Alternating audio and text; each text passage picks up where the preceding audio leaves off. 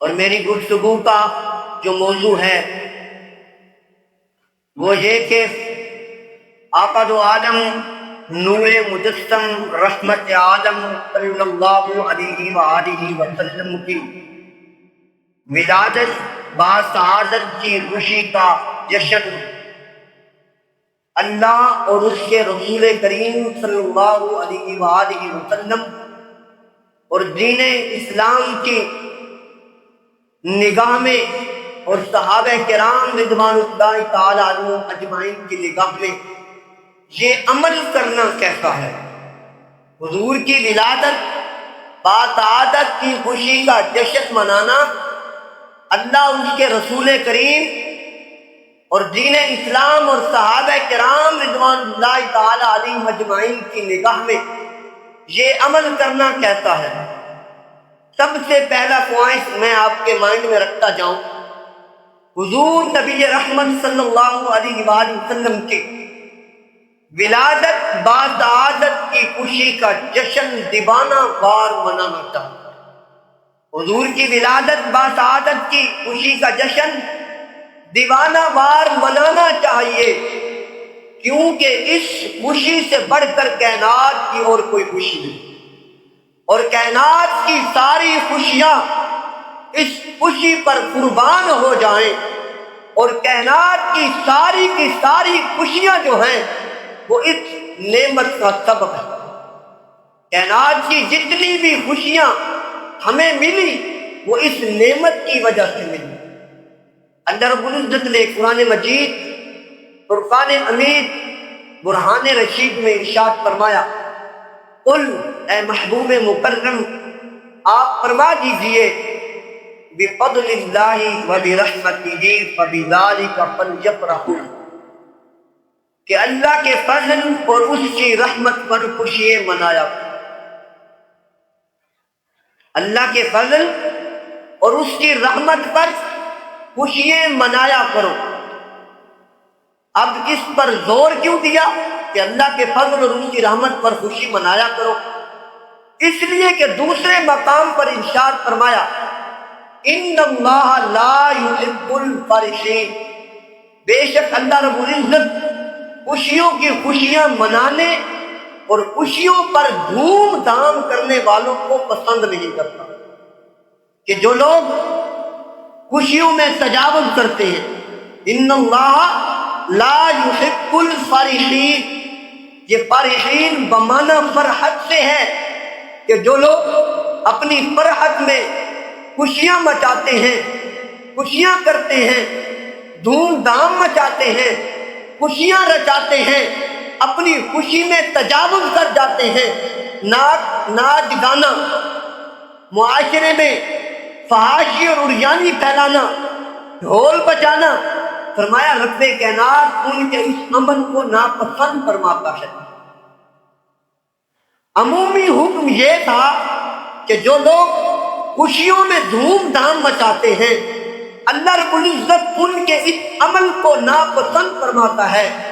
وہ تو عاجزی کو پسند کرتا ہے، سادگی کو پسند کرتا ہے اور انکساری کو پسند کرتا ہے۔ لیکن ادھر ارشاد فرمایا، قل بفضل اللہ وبرحمتہ فبذلک فلیفرحوا، اے محبوب مکرم جناب محمد مصطفیٰ احمد مجتبیٰ تحیت و بسطنا، آپ فرما دیجئے ادھر تو میں نے یہ عمل ناپسند کیا تھا، لیکن جب اور جہاں میرے فضل اور میری رحمت کی آمد ہو جائے، میرا حکم ہے کہ تم خوب خوشیاں منایا کرو۔ جہاں میرے فضل اور میری رحمت کی آمد ہو، میرا حکم ہے کہ تم خوب خوشیاں منایا کرو۔ اب اس عمل کی نہ صرف اجازت دی کہ اللہ کے فضل اور اس کی رحمت پر خوشی منانے کی، نہ صرف اجازت دی بلکہ حکم ارشاد فرمایا، نہ صرف حکم دیا، ہوا خیر کہہ کر اس کی فضیلت بھی قرار دے دی۔ فرمایا یہ افضل عمل ہے، کامل و اکمل عمل ہے کہ جب میرے فضل اور میری رحمت کی آمد ہو جائے تو تم خوب خوشیاں منایا کرو۔ احباب جی بکار، اب اس آیت مبارکہ میں دو چیزیں بیان ہوئی، ایک اللہ کا فضل اور ایک اللہ کی رحمت۔ اب دیکھنا یہ ہے کہ اللہ کا فضل کیا ہے، اللہ کی رحمت کیا ہے۔ رب کائنات نے اپنے محبوب علیہ السلام کی آمد کو اپنا فضل قرار دیا، حضور کی آمد کو اپنا فضل قرار دیا۔ پھر ارشاد فرمایا دوسرے مقام پر لقد من اللہ علی المؤمنین اذ بعث فیہم رسولا، کہ رب کائنات نے مومنوں پر احسان کیا ہے کہ ان میں اپنے محبوب رسول کو بھیجا۔ اگر سید الشعراء حضرت سیدنا حسان بن ثابت کا لہجہ سننا چاہیں تو آپ فرماتے ہیں منا علینا ربنا ام بعثنا فینا محمد صلی اللہ علیہ وآلہ وسلم، کہ رب کائنات نے مومنوں پر احسان کیا ہے، ہم پر احسان کیا ہے کہ ہمیں حضور عطا کیے۔ تیری اسی کا ترجمہ کسی اور نے کیا، اپنے انداز سے کیا اور بڑے احسن انداز سے کیا کہ فضل رب الاولا اور کیا چاہیے، مل گئے مصطفیٰ اور کیا چاہیے۔ پھر اسی آیت مبارکہ میں حضور نبی رحمت صلی اللہ علیہ وآلہ وسلم کے فرائض و نبوت کو بیان کیا، اور حضور کے ذریعے سے تمام انسانیت پر جو احسانات ہوئے، ان کی اصلاح کے جو راستے کھلے، ان کا ذکر فرما کر آخر میں ارشاد فرمایا ان قانون من قبل لفی ضلال مبین، اگر یہ میرا محبوب نہ آتا تم تو کھلی گمراہی میں تھے، تم تو کفر اور شرک کے اندھیروں میں تھے، تم تو دوزخ کا ایندھن بن چکے تھے، جو رہ گئے تھے بنے جا رہے تھے، تم تو کھلی گمراہی میں تھے، تم تو تباہی و بربادی میں تھے، تو تباہی و بربادی میں بچ جانے کا سبب جو ہے وہ میرے محبوب کی آمد ہے، میرے محبوب کی بےعزتی۔ ارے سوچو تمہیں تباہی و بربادی سے کس نے بچایا؟ دوزخ کی تباہی و بربادی سے کس نے بچایا؟ تو فرمایا تباہی و بربادی سے بچ جانے کا جو سبب ہے وہ میرے محبوب کی آمد ہے، وہ میرے محبوب کی بےعزتی ہے۔ لقد من اللہ علی المؤمنین اذ بعث فیہم رسولا، میرا محبوب آیا، میرے محبوب کی ولادت ہوئی، اس کے صدقے سے تمہیں میرا قرآن بھی ملا، ایمان بھی ملا، اسلام بھی ملا، وہ کعبہ بھی ملا جس کو تم تو بت خانہ بنائے ہوئے تھے، تمہیں تو وحدت خدا کی شناخت نہ تھی، تمہیں تو اپنے رب کی شناخت نہ تھی، تم اپنے رب، اپنے خالق، اپنے مالک کو تم بھول چکے تھے، ایمان کی دولت سے تم محروم ہو چکے تھے، اسلام کی دولت سے تم محروم ہو چکے تھے، تم میرے گھر کعبہ میں ننگا طواف کرتے تھے، سیٹیاں بجاتے تھے، تالیاں بجاتے تھے، اور تم اپنی معصوم بچیوں کو زندہ درگور کر کے آ جاتے تھے، ان کی آہیں، ان کی سسکیاں تم پہ ذرا سا اثر نہیں کرتی تھی، تمہارے پاس بچ جانے کی کوئی سبیل نہ تھی، کوئی راستہ نہ تھا۔ شکر ادا کرو میرا مصطفیٰ آیا، تم دوزخی تھے، اس کی آمد کے صدقے تمہیں میرے رب نے جنتی بنا دیا، اس کی آمد کے صدقے سے تمہیں جنتی بنا دیا گیا ہے۔ یہ آپ کا آنا تھا کہ پوری کائنات بقعے نور بن گئی، یہ آپ کی ضیاء پاشیاں ہیں اور نورانیت کا فیض ہے کہ آج ہم بھی نور کی راہوں پہ چل رہے ہیں۔ جو بات سمجھنے والی ہے وہ یہ ہے کہ ہمیں جو کچھ ملا آمنہ کے لال کے صدقے سے ملا۔ کائنات کے ذرے ذرے کو اگر عزتیں ملی ہیں تو حضور کے جوڑوں کے صدقے سے، حضور کے قدمین شریفین کے صدقے سے ملی ہیں، اور حتیٰ کہ انبیاء کو نبوت بھی حضور کے ذریعے سے ملی ہے۔ اگر انہیں نعمت نبوت سے بہرہ یاب کیا گیا ہے تو حضور کے صدقے سے کیا گیا ہے۔ اب جو بات سمجھنے والی ہے وہ یہ ہے کہ ہمیں جو کچھ ملا حضور کے ذریعے سے ملا، حضور کے صدقے سے ملا، ایمان بھی حضور کے ذریعے سے ملا، اسلام بھی حضور کے ذریعے سے ملا، حتیٰ کہ قرآن بھی حضور کے ذریعے سے ملا۔ اور جب وہ رات سال کے بعد پلٹ کر آتی ہے، طلوع فجر تک رحمتوں کا نزول ہوتا ہے۔ یار جس کے ذریعے سے ملا اس کی آمد کی رات فضل و رحمت کی رات نہ ہو تو یہ کیسے ہو؟ جو نعمت حضور کے ذریعے سے ملی اس کی آمد کی رات فضل و رحمت کی رات نہ ہو تو یہ کیسے ہو گیا؟ تو لہذا اس سے پتہ چلا کہ حضور کی آمد کی خوشی قرآن کی آمد کی خوشی سے بڑی خوشی۔ یہ بات میں دوبارہ دہراتا جاتا ہوں کہ ہمیں جو کچھ ملا حضور کے ذریعے سے ملا، ایمان بھی حضور کے ذریعے سے ملا، اسلام بھی حضور کے ذریعے سے ملا۔ جو حضور کے ذریعے سے ملا اس رات کو طلوع فجر تک رحمتوں کا نزول ہوتا ہے، نور کی کرنیں برستی ہیں، انوار چھلکتے ہیں، اور جو نعمت حضور کے ذریعے سے ملی اس کی آمد کی خوشی ہو، اور جو حضور جس رات تشریف لائیں اس رات کی آمد کی خوشی نہ ہو، اس دن کی آمد کی خوشی نہ ہو تو یہ کیسے ہو گیا؟ تو لہذا حضور کی آمد کی خوشی قرآن کی آمد کی خوشی سے بڑی خوشی۔ اسی طرح شب قدر ہے، رب کا قرآن کیا فرماتا ہے؟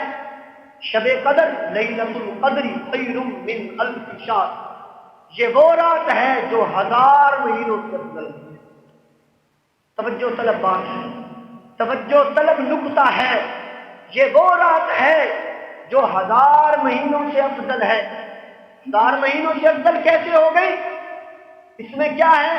فرمایا تتنزل الملائکۃ والروح فیہا، اس میں رب کے ملائکہ اترتے ہیں، رب کے فرشتے اترتے ہیں۔ اب فرشتوں کی فضیلت کیا ہے کہ 70,000 فرشتے حضور کے روضہ نور پہ صبح اترتے ہیں، سلام و نیاز پیش کرتے ہیں، حضور کے روضہ نور کی زیارت کرتے ہیں، اور 70,000 فرشتے شام کو اترتے ہیں، حضور کے روضہ نور کی زیارت کرتے ہیں، سلام و نیاز پیش کرتے ہیں۔ قیامت تک 70,000 فرشتے، 1,40,000 فرشتے یومیہ اترتے رہیں گے، ان کی باری ایک بار آتی ہے، دوبارہ نہیں آئے گی۔ ارے یہ ہے فرشتوں کا اترنا۔ اگر رب کے ملائکہ اترے، رب کے فرشتے اترے، وہ رات 1000 مہینوں سے افضل ہو جائے، اور جس میں سرکار مدینہ اترے اس رات کی عظمت نہ ہو، اس رات کی فضیلت نہ ہو، اس رات کی خوشی نہ ہو۔ میں کہتا ہوں، میں اپنی طرف سے یہ نکتہ آپ کو دینا چاہتا ہوں کہ جس رات کو سرکار مدینہ تشریف لائیں اس رات کی عظمت نہ ہو، اس رات کی خوشی نہ ہو، اس رات کا جشن نہ ہو، کروڑوں مہینے، اربوں مہینے اس ماہ مقدس پہ، اس ماہ نور پہ، اس ماہ مبارک پر قربان ہو جائیں، اس ماہ مقدس پر قربان ہو جائیں۔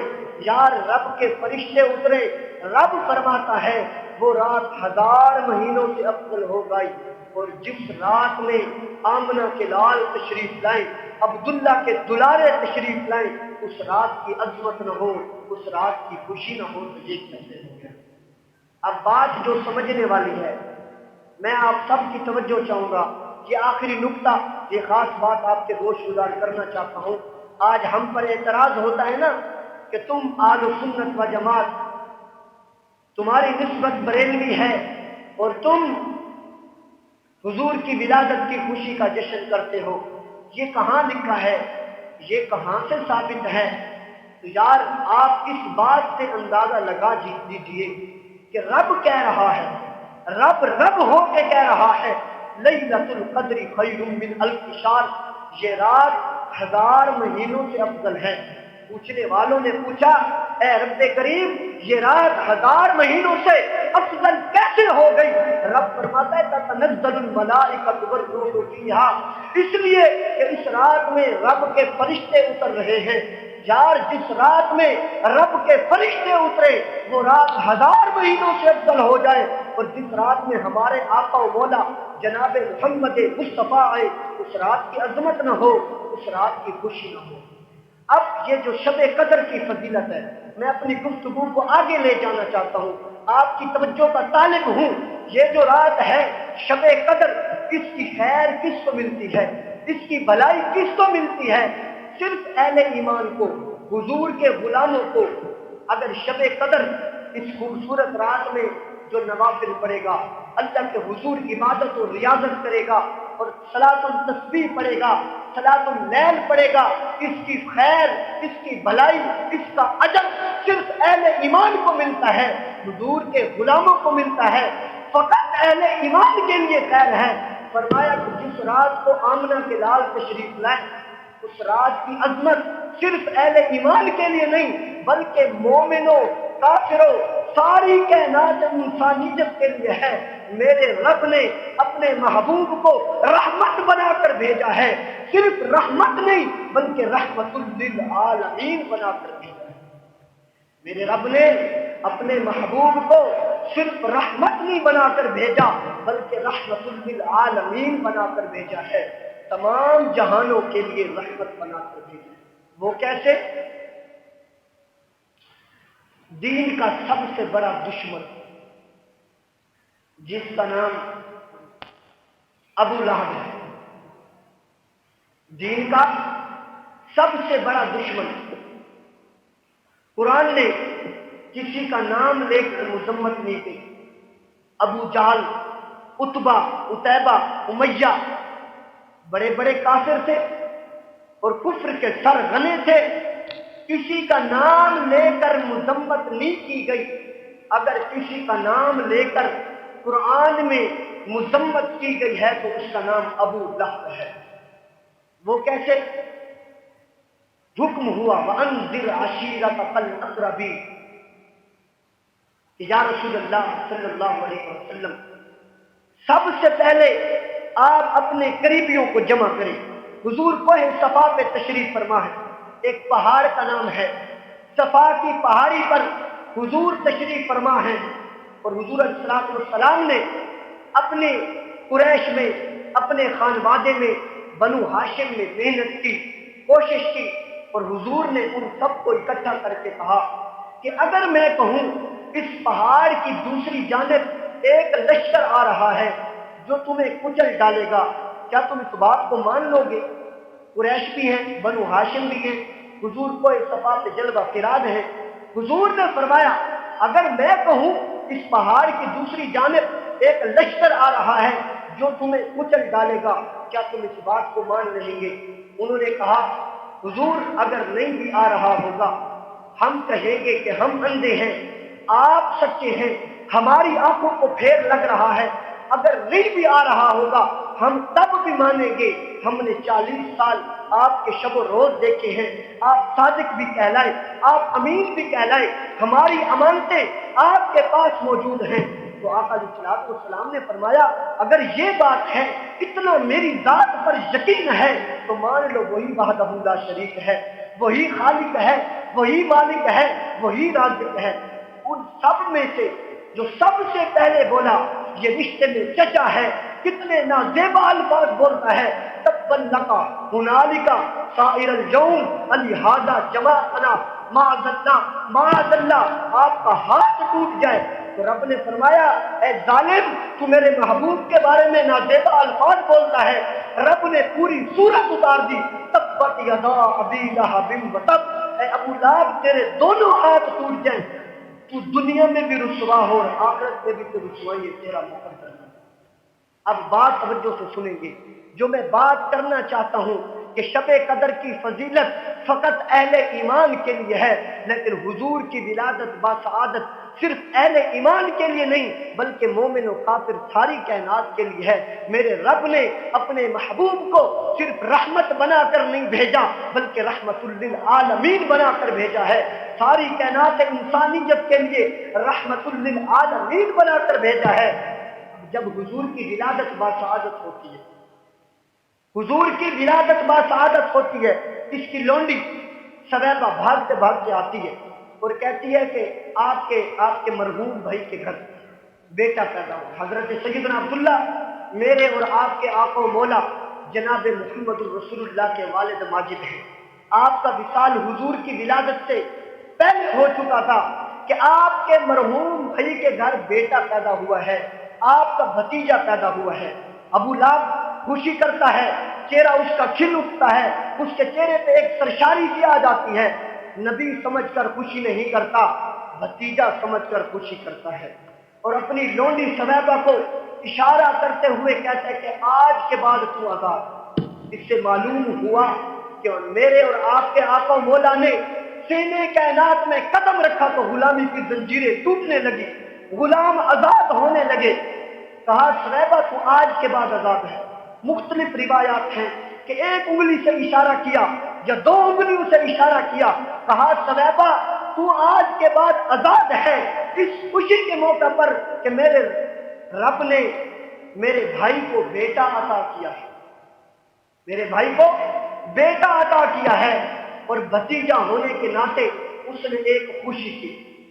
بعد میں حضور علیہ السلام کے ساتھ اس نے دشمنی کی، حضور کی بڑھ چڑھ کر مخالفت کی۔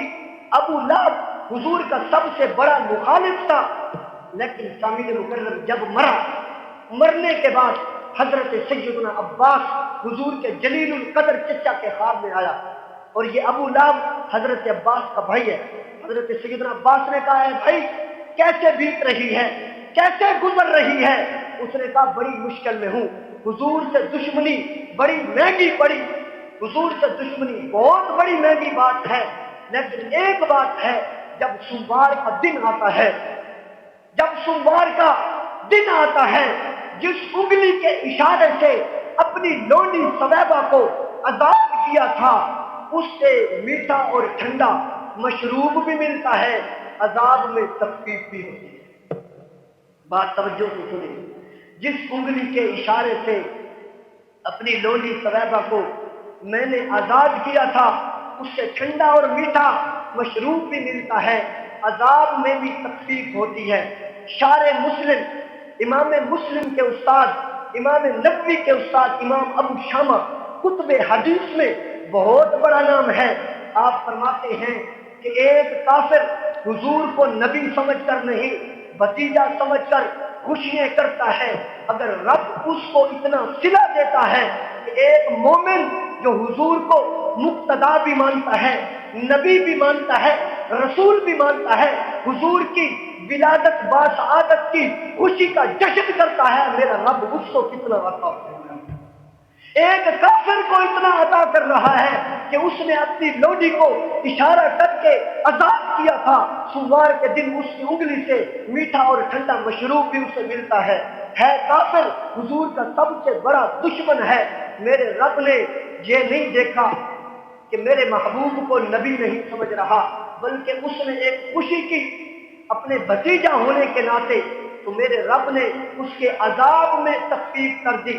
تو شارح مسلم امام نبوی کے استاد امام ابو شامہ فرماتے ہیں جو ایک کافر کو اتنا عطا کر رہا ہے، جو ایک مومن ہے، حضور کا غلام ہے، حضور کو اپنا مقتدا بھی مان رہا ہے، رہنما بھی مان رہا ہے، نبی اور رسول بھی مان رہا ہے، تو فرمایا اگر وہ خوشی کا اظہار کرتا ہے، اپنے گھر میں میلاد النبی کی محفل کرتا ہے، اپنے گھر میں چراغاں کرتا ہے، اپنی گلی کو سجاتا ہے، فرمایا میرا رب اس کو کتنا عطا فرمائے گا۔